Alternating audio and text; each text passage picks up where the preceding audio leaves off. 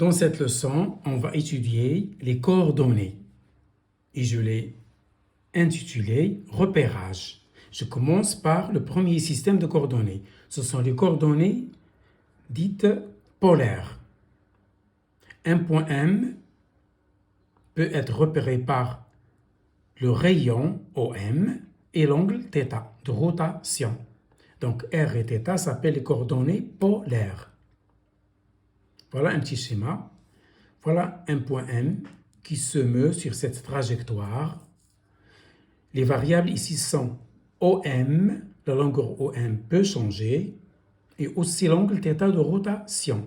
Donc R et θ, pour ce point M, sont les coordonnées polaires. La base de ce nouveau système, c'est ER, Eθ. Dans cet ordre, ER, Eθ, c'est la base des coordonnées polaires.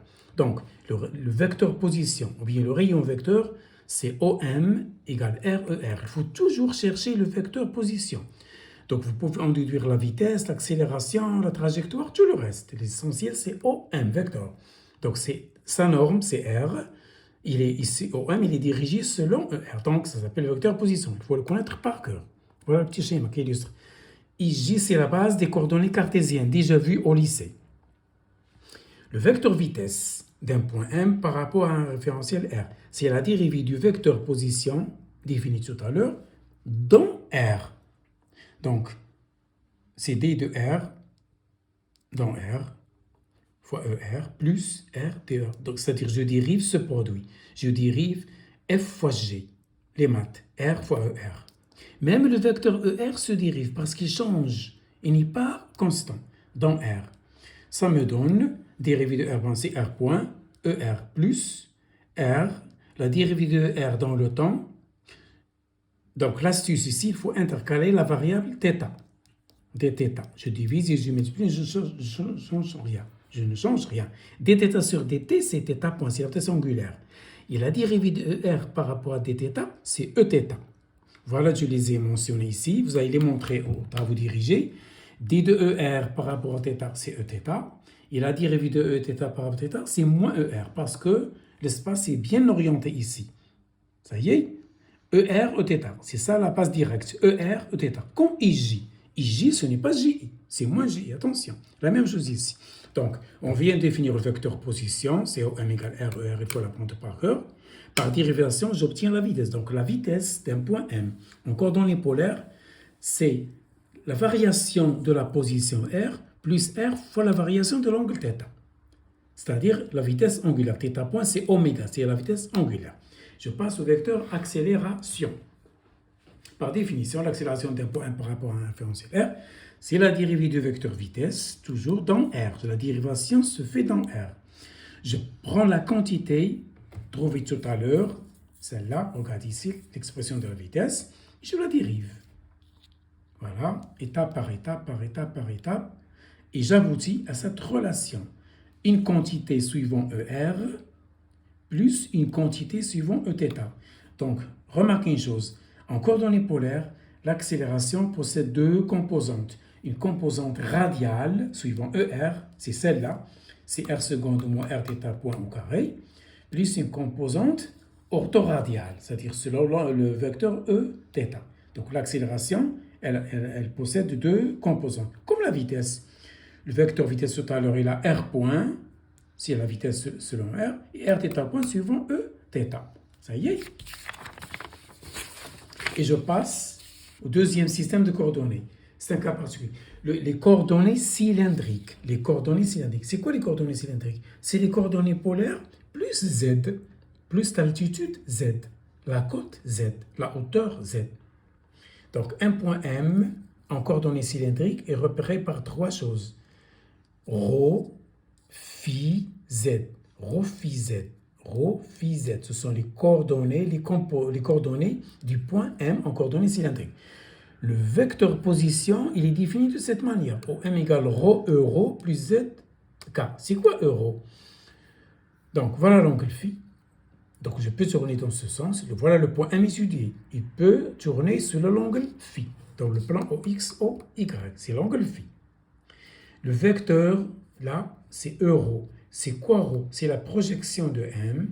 Donc la projection de M, c'est P. Donc OP c'est ρ. La longueur OP, c'est ρ. Il est suivant le vecteur euro.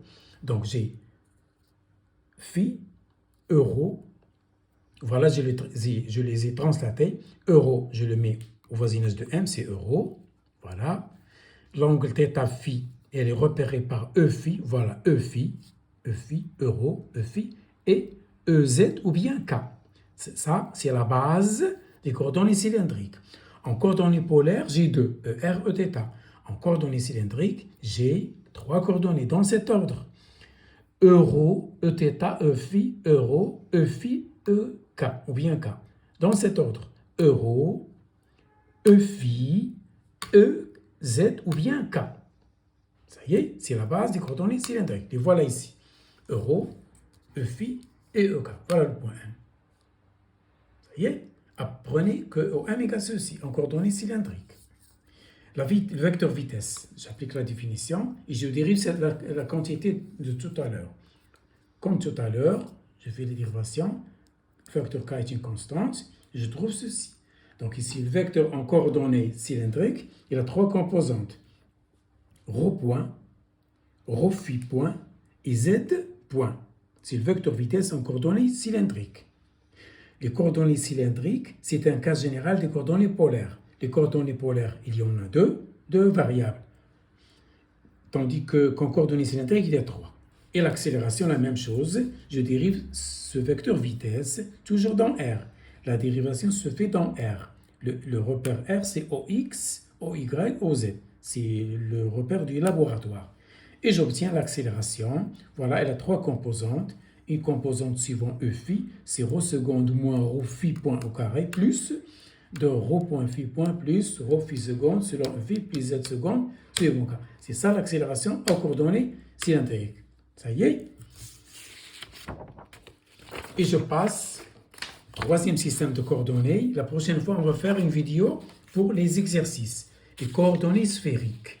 Les coordonnées sphériques. Imaginez le globe terrestre et choisissez un point M à la surface, comme l'indique ici ce croquis. Donc, un point M en coordonnées sphériques est repéré par 3 choses. R, c'est OM, donc c'est selon ER, R. Θ, c'est cet angle. De Z vers OM, c'est cet angle θ. Et phi, c'est l'angle des coordonnées cylindriques, phi. Il faut apprendre ce schéma par cœur. Le phi, le θ et R. Donc la base, c'est ER, Eθ, E phi. La voilà. Elle est directe. ER, Eθ, E phi. ER, je tourne vers Eθ et voilà le E phi. ER, Eθ, et je retrouve E phi. Voilà. Si je tourne de R vers Eθ, ensuite, je trouve E phi. Si je tourne de Eθ vers E phi, je trouve ER, et ainsi de suite. Si je fais l'inverse, il y a un signe moins. Attention. C'est ça la base des coordonnées sphériques. Ça y est. Phi s'appelle la longitude. Θ s'appelle la colatitude. Elle complète la latitude. Elle complète la latitude. La latitude, c'est cet angle.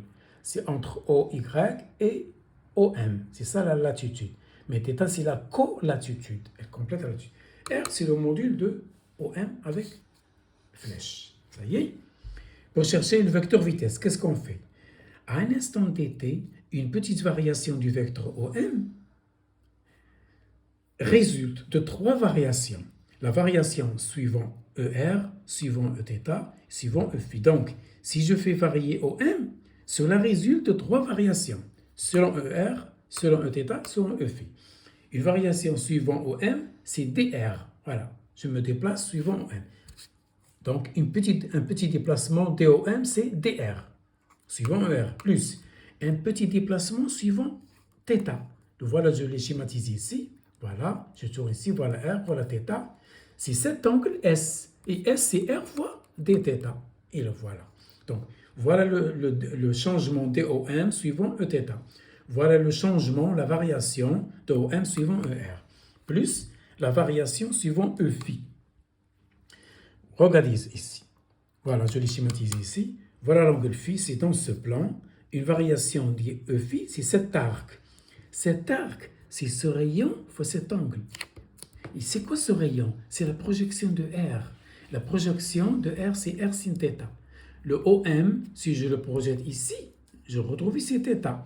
Donc cette quantité, c'est R sin θ, fois d phi. Donc voilà la variation suivant E phi. Voilà le schéma bien expliqué. S, c'est R sin θ d phi, c'est cet arc. Donc le changement suivant E phi, bien sûr ici il y a flèche, c'est cet arc. Le changement suivant Eθ, c'est cet arc. C'est Rθ. Très important. D'où, si je veux déduire le vecteur vitesse, il suffit que je divise DOM par dt. C'est ce que je fais ici. Donc DOM que je trouve tout à l'heure sur dt.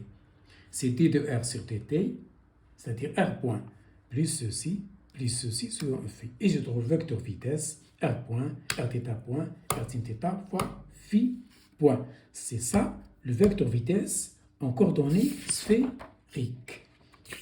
Maintenant, passons à un paragraphe très important. Quelle est la relation entre ces trois systèmes de coordonnées? Quelle est la relation entre les coordonnées polaires, sphériques, cylindriques, cartésiennes, etc. On va expliquer ça.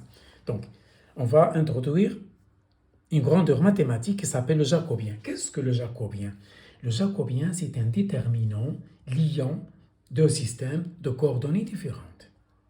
C'est ça le jacobien. Exemple, les coordonnées polaires et les coordonnées cartésiennes. Voilà le système qui les lie. X égale R cos θ. Voilà le schéma. Projeter M ici, projeter M là. Je trouve X égale R cos θ. Y égale R. C'est ça la relation entre les coordonnées cartésiennes et les coordonnées polaires. Ça y est? Qu'est-ce que le jacobien?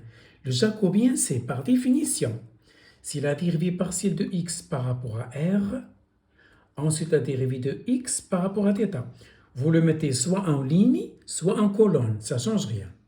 Ensuite, je prends y, je fais la même chose. Je dérive partiellement y par rapport à r, et je dérive partiellement y par rapport à θ. C'est ça le jacobien. Dérivée de x par rapport à r, d'après ça, c'est cos θ. Voilà. Dérivée de x par rapport à θ, c'est moins r sin θ. Dérivée de y par rapport à r, c'est sin θ. Dérivée de y par rapport à θ, c'est r cos θ. Ça, moins ça donne ceci plus ceci. Je factorise par r, cos carré plus sin carré, c'est 1, et je trouve r. Donc, si vous avez un problème où il y a les coordonnées polaires, le jacobien, c'est r. On va faire une vidéo la prochaine fois uniquement pour ça. Donc, en coordonnées polaires, apprenez ça par cœur. Il ne faut pas à chaque fois le démontrer. Le jacobien J, c'est R. Ça y est, voilà la démonstration. Passons maintenant aux coordonnées sphériques. C'est très important. Coordonnées sphériques, coordonnées cartésiennes. Quel est le lien? Je fais mon schéma général où figurent les coordonnées sphériques. R, θ et phi. Le lien entre les coordonnées cartésiennes, c'est ça. Vous projetez EM, vous cherchez X, Y et Z. Je projette M, ensuite je projette là. Le voilà le X, et le voilà le Y, et le voilà le Z. Je trouve ceci. X égale R sin θ cos phi, Y égale R sin θ sin phi, et Z égale R cos θ, par projection. Donc, quel est le jacobien? Dérivant de x, dérivant x par rapport à r, ensuite dérivant x par rapport à θ, ensuite x par rapport à phi. La même chose pour y, par rapport à r, par rapport à θ, par rapport à phi. La même chose pour z. Vous dérivez par rapport à r, par rapport à θ, par rapport à phi. C'est un déterminant d'ordre 3. Voilà. Ça y est, je développe suivant la troisième ligne, troisième colonne, parce qu'il y a un 0. Ça me facilite le calcul. Voilà. Et je trouve ceci. Donc, apprenez par cœur que en coordonnées polaires ou bien cylindriques, le jacobien, c'est R. En coordonnées sphériques, le jacobien, c'est R carré sin θ. Apprenez ça par cœur. Voilà pour le jacobien. La prochaine fois, on fera des exercices.